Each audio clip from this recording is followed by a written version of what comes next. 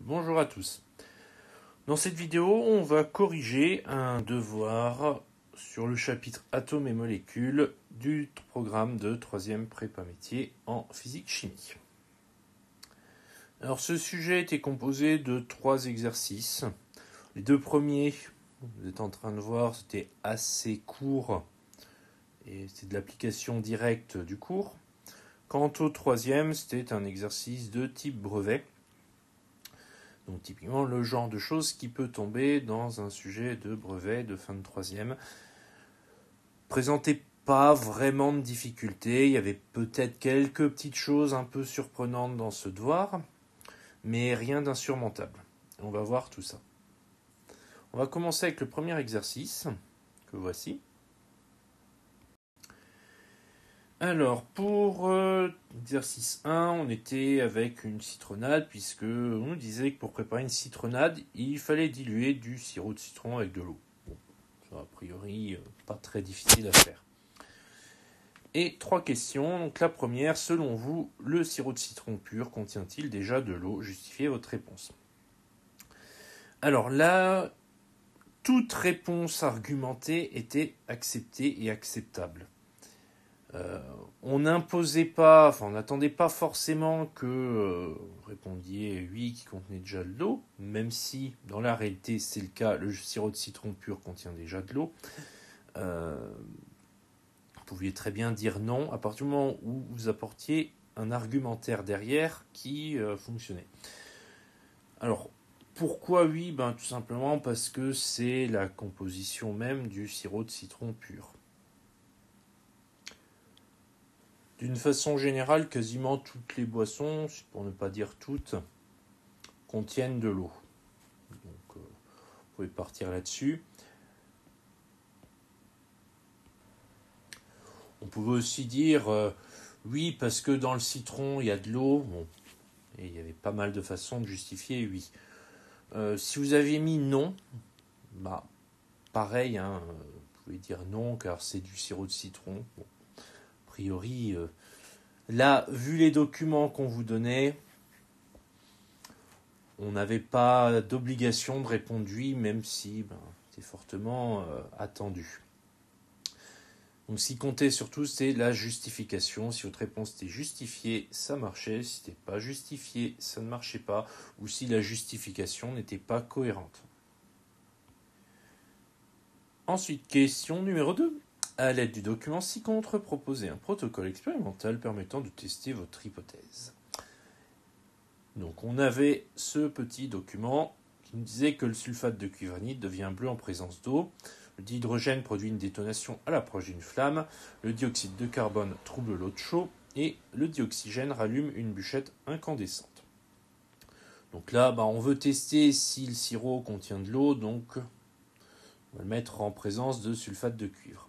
Donc ça, c'était simplement céder du document là pour apporter une réponse. Donc on pouvait répondre, on met du sirop de citron en présence ou en contact avec du sulfate de cuivre anhydre et on regarde s'il devient bleu.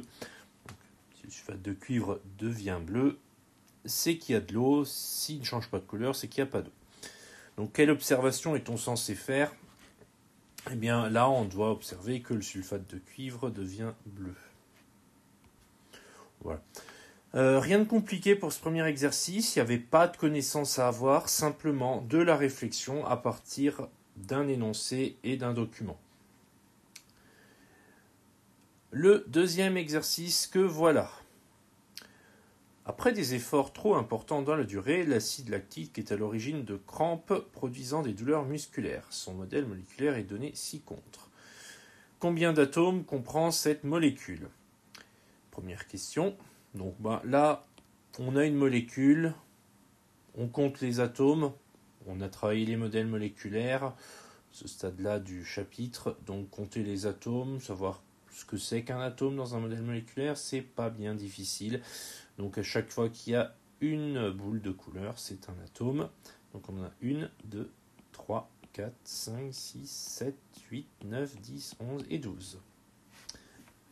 Donc combien d'atomes comprend cette molécule? On n'oublie pas de faire une petite phrase. Cette molécule comporte 12 atomes.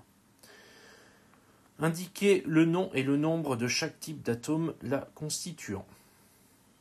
Là, on retourne voir notre molécule.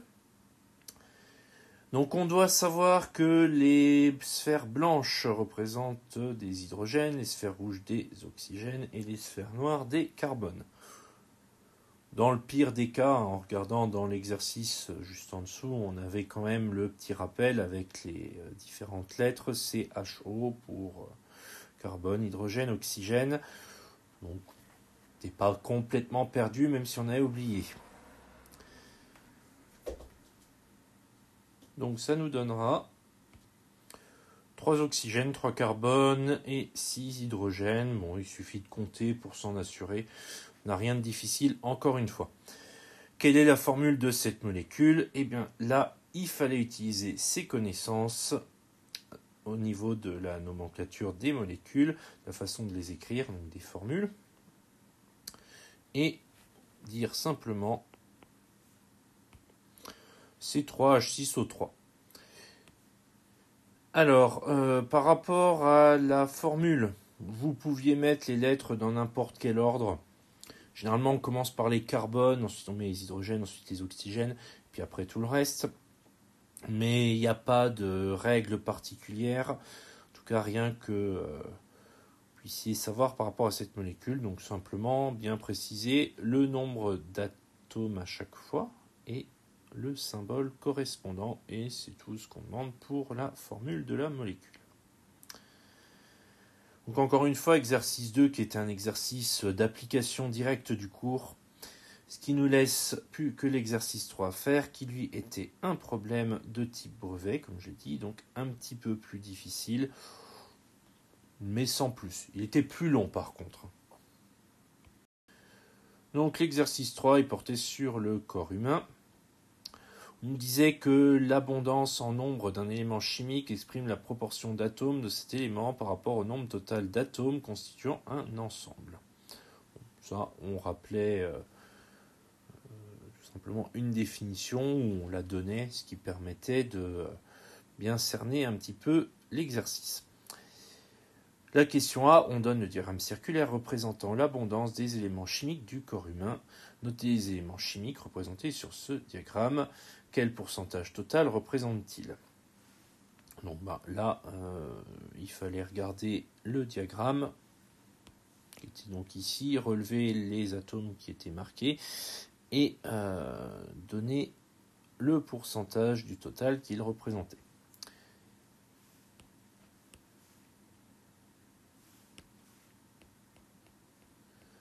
Donc on a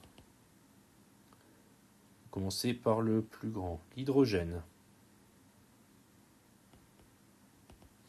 Il y en a 61%. Ensuite, on a l'oxygène. Et il y en a 24%. Et enfin, on a le carbone. Et il y en a 13%. Et c'est tout. Parce que les autres, c'est tout le reste. Et on ne nous donne pas le détail. Donc du coup, on ne peut pas dire grand-chose. On pourrait éventuellement dire qu'il y a autre, mais on ne serait plus trop sur la question puisqu'on voulait vraiment nommer les éléments chimiques représentés sur ce diagramme. Donc c'était vraiment le carbone, l'oxygène, l'hydrogène. La question B, on nous disait que le carbone, l'oxygène, l'hydrogène et l'azote sont 4 éléments chimiques indispensables à la vie. Il fallait compléter le tableau en indiquant par une croix l'appartenance d'un élément à la molécule. Donc on avait ce magnifique tableau à remplir. Donc dans le dihydrogène, di pour 2, hydrogène pour l'hydrogène, donc il n'y a que de l'hydrogène dans le dihydrogène. Donc la croix, elle est ici. Dioxygène, même principe, mais avec des oxygènes. Ensuite, dioxyde de carbone. Donc là, il y a du carbone, la croix est déjà mise, tant mieux. Et dioxyde, c'est 2 oxygènes. Dioxyde de carbone, c'est tout simplement le CO2. Donc il fallait rajouter une croix dans la colonne de l'oxygène. Enfin, pour l'eau, L'eau, vous devez connaître sa formule, H2O. Donc O pour l'oxygène et H pour l'hydrogène. Donc c'est tout ce qu'il y avait à faire dans cette question B. Donc là, c'était vraiment de la connaissance de molécules courantes. On continue avec la C. Un corps humain de 70 kg contient environ 45 litres d'eau. Quelle est la formule de la molécule d'eau? Dessinez un modèle de cette molécule. La formule de la molécule d'eau, on l'a déjà évoqué, c'est H2O. Et il nous reste qu'à dessiner un modèle. Donc là, dans l'idéal, on prend des couleurs. Si on n'en a pas, on fait des cercles et on indique ce que c'est à l'intérieur. Donc voilà un petit dessin de notre molécule d'eau. Question D. Du coup, une insuffisance rénale augmente le taux d'urée dans le sang. Combien d'atomes de chaque élément comporte cette molécule d'urée? En déduire la formule en remplaçant les carrés par des nombres. Donc la molécule d'urée, on l'a représentée ici. Donc il va falloir compter les atomes comme on a fait dans l'exercice 2. Donc on a un carbone, on a un oxygène, on a 2 azotes et 4 hydrogènes. Il ne reste plus qu'à écrire la formule. Donc du C, il n'y en a qu'un, donc 1 on n'est pas obligé de le mettre, donc on ne met rien.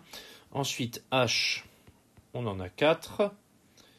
N, on en a 2. Et oxygène, on n'en a qu'un, donc on n'est pas obligé de mettre le 1 à côté. Ça donne CH4N2O. Et pour terminer, la question E. L'hyperglycémie correspond à un taux de glucose trop élevé dans le plasma sanguin.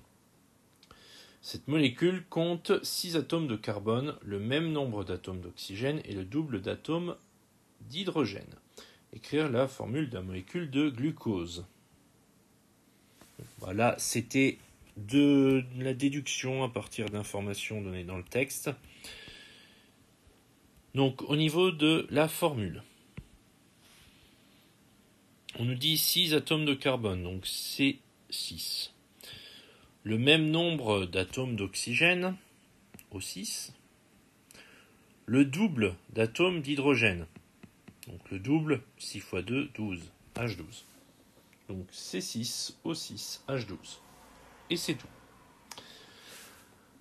Donc voilà pour ce devoir qui ne présentait pas, encore une fois, de difficultés particulières.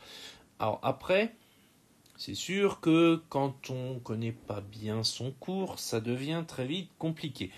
Mais pour quelqu'un qui a bien appris, bien travaillé le cours sur les atomes et les molécules, il n'y avait pas de piège particulier. Si vous avez des questions, vous pouvez les noter en commentaire. Et si vous n'avez pas de questions, la vidéo s'arrête là du coup. Et on se reverra bientôt sur la chaîne pour d'autres vidéos. Je vous dis à bientôt.